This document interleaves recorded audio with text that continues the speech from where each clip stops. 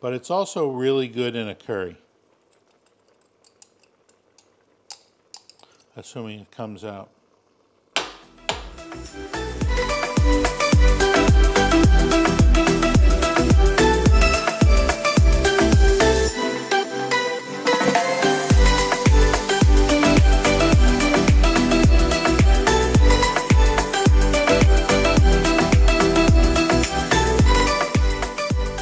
So a lot of people, they're just starting keto, they're sitting there and they're going, well, what can I eat? You know, I don't want to eat nothing but steak and butter, which of course is a good thing about keto because you can eat steak, you can eat butter. But you know, a lot of your food can be very flavorful. You just need to know how to use the spices, how to make everything taste good.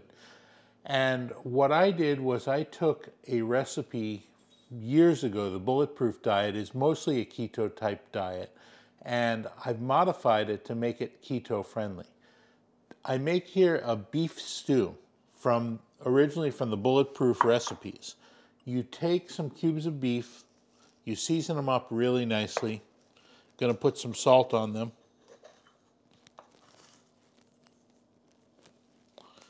You take the butter, cut about 1.5 tablespoons of butter, and go ahead and throw it in a pan and heat it up.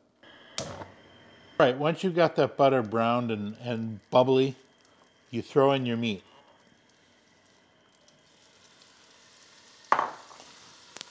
Throw in a bit more salt because I didn't salt the bottom of these, I only salted the top of them.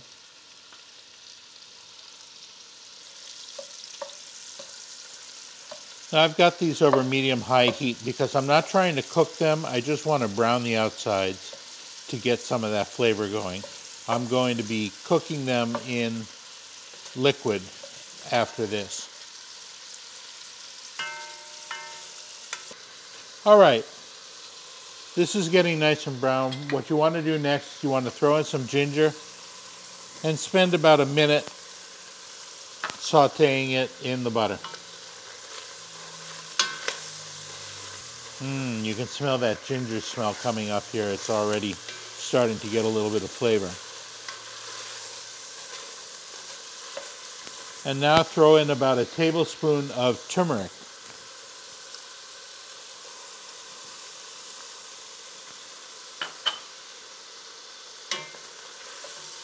Now this is also a good base if instead of a stew you want a curry, you can throw in some garam masala and some spicy cayenne or other spicy pepper, and you'll wind up with a nice curry flavored beef. I may actually do that here. So you want to let this cook, get the raw flavor out of the ginger, out of the turmeric. You want to let it cook for maybe a minute or so on the heat, and then you throw in the liquid. Now for the liquid, the original recipe calls for bone broth, and if you have beef bone broth, go ahead and use it. We're kind of out of bone broth right now, so I'm going to use chicken stock, and I'm going to add in some Better Than Bouillon beef base to give it a sort of a beefy flavor, and that'll be a nice start to our liquid here. Now the Better Than Bouillon, throw that in there.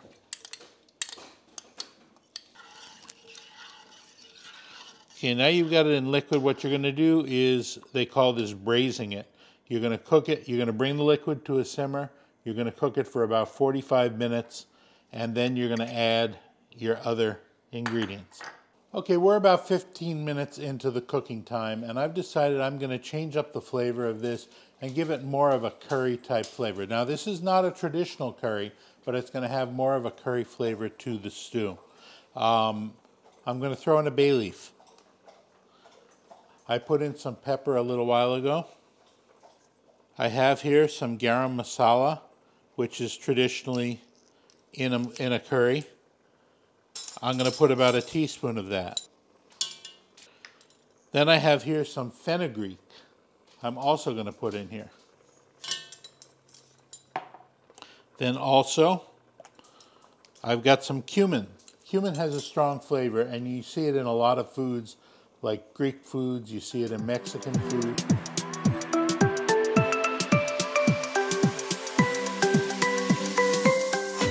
Okay. In addition, I'm putting some spicy pepper in there. You can put some cayenne, you can put any kind of spicy pepper. I like this stuff. This is really spicy. So I'm probably going to put just a little bit, and then I'll spice it later on to taste. Okay, now let it cook the remaining 30 minutes like this, and then we're going to put in the rest of the stuff. Okay, next, put in the garlic. Let's do them one at a time. Squish them up or mince them up, however you want to do it. But just get it in here.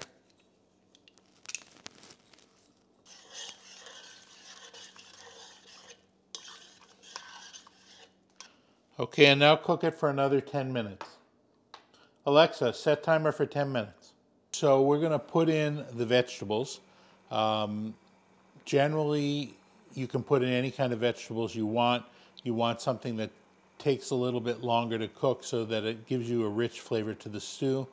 For example, you can put in some carrots. Now, carrots are controversial on keto because they have some carbs, but they don't have a whole bunch of carbs. They've probably got somewhere around a gram or 2 of carbs per carrot. So we're going to put in 3 or 4 carrots to the whole stew, and that should be fine. Don't worry about it. In addition, we're going to put in, and this is very controversial, sweet potatoes. Sweet potatoes do have a lot of carbs. You're going to have maybe 20 or 30 carbs in a quarter of a sweet potato. Generally, with a sweet potato, I don't have a problem with it. Once you've been on ketosis for 2-3 months, a quarter to an eighth of a sweet potato is not going to kick you out of ketosis. So I definitely say put it in. Don't eat all of the sweet potato, but you can have a little bit of it. Okay, sweet potatoes and carrots are cooked. Now you throw in 3 zucchini, and we chop these up into half-moon shapes. These will cook in about 5 minutes, so you want to throw them in just before you're ready to serve. Now, in addition to the zucchini, you want to put in about 2 cups to 3 cups of coconut milk. And just use the regular coconut milk. Don't use the light, because the light coconut milk is just regular coconut milk with water added. So just use the regular stuff. It's easier. This gives it a nice rich flavor. And then my last step, this is again somewhat controversial.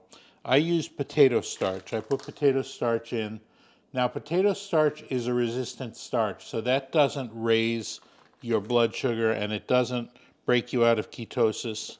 It's only used to thicken the liquid, so you really don't need it, but I like it because it gives it a nice texture.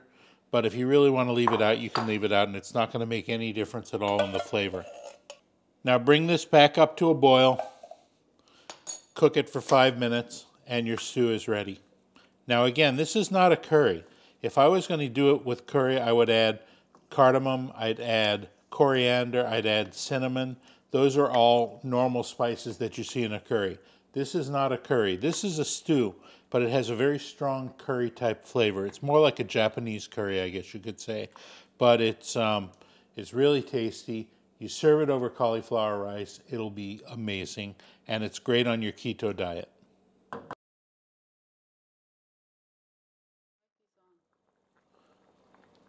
Okay, so this is done. It's nice and thick and rich, and it's going to be very, very tasty. And you can make this and freeze some of it and put some of it in your fridge, and you'll have a meal for several days, and they're all keto friendly.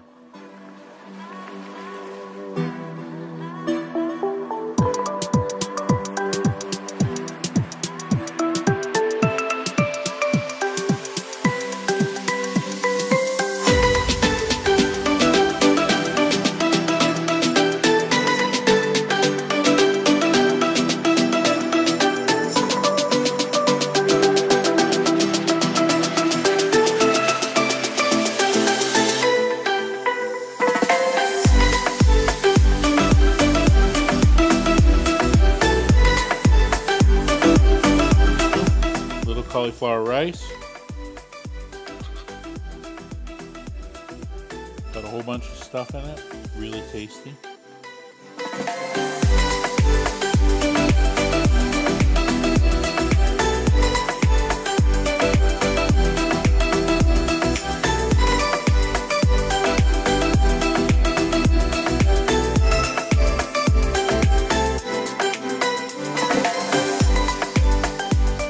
This is good. This is, you know, this is completely keto, but it's a real treat.